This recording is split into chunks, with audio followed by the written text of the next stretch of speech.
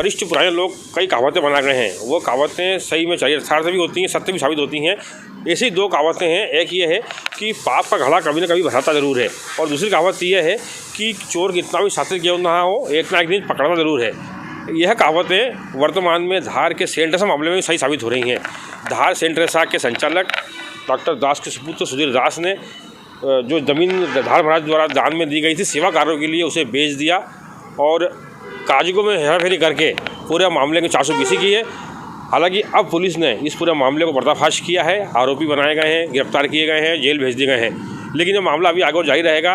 इस विषय में चर्चा करने के लिए हमारे साथ धार न्यूज़ के संपादक धीरज सोनवाल जी मौजूद हैं, उनसे चर्चा करेंगे और हम चर्चा करेंगे कि यह पूरा मामला क्या है और उसमें आगे क्या होना चाहिए। बता दूं कि धार के जो महाराज थे, जिन्होंने कि यहाँ के जो ईसाई मिशनरी के जो कुछ लोग यहाँ पर उस समय आए थे, उन्होंने धार की जनता के लिए जो है सेवा कार्य करने के लिए, जैसे ही गरीबों का इलाज करने के लिए उन्होंने यहाँ पर जो ज़मीन मांगी थी। और तत्कालीन उस समय जो धार के महाराज थे, उन्होंने धार की जनता को जो है ये अस्पताल बनाने के लिए जो है ईसाई मिशनरी को जो है ज़मीन दी थी, और उस पर मिशन अस्पताल जो कि रोटरी क्लब के सामने है वो बनाया गया था, और वहाँ पर अस्पताल खुला भी था। फिर ईसाई मिशनरी के लोगों द्वारा ये भी कहा गया था कि जो स्टाफ यहाँ पर काम करता, डॉक्टर लोग, नर्स लोग जो काम करती है, तो उन लोगों के लिए रहने के लिए जगह जो यहाँ पर दी जाए। तो ये जो जिस स्थान पर हम खड़े हैं, जिसको सेंट टेरेसा स्कूल का जो परिसर कहा जाता है, यहाँ पर जो है कई एकड़ ज़मीन जो है यहाँ पर जो उनको रहने के लिए, जो निवासरत होने के लिए दी थी। तो कहीं ना कहीं ये ज़मीन जो है धार के महाराज ने दान में ज़मीन दी थी, और दान की ज़मीन को फिर कागज़ों की हेरा फेरी करके धार के कई भाई भूमाफियाओं के द्वारा छाट गाट करके इसको धीरे धीरे बेचने की कोशिश की गई थी। और फिर ये ज़मीन जो है 420 में आज जो है पुलिस के हत्थे चढ़े। काफ़ी बार इसकी रजिस्ट्रियों को चैलेंज किया गया, कई बार इसमें बड़े बड़े केस लड़े गए, लेकिन फिर भी कागज़ों की जिन लोगों ने जादूगरी की थी वो कहीं ना कहीं बार बार शिकायतकर्ताओं को जो है निराश करते थे। लेकिन इस बार गुप्त रूप से जो है प्रशासन ने पूरी तरह से इस ज़मीन की जो है जानकारियाँ निकाली, दस्तावेज खंगाले, और कहीं ना कहीं जो पुराने जो दान जो दिए गए थे और दान पत्र थे, ऐसी सब चीज़ें जो है जो कि विश्वसनीय जो दस्तावेज जो सरकार को, पुलिस को, प्रशासन को हाथ में लगे हैं।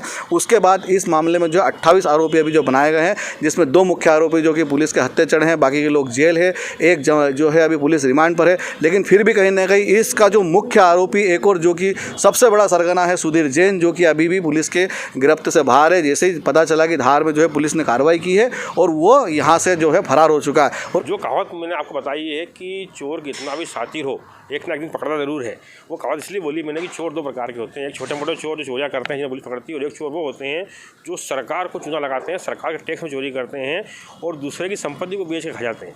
तो उसी में से एक चोर ये हैं जिन्होंने समाज सेवा के लिए दी गई ज़मीन को बेच दिया।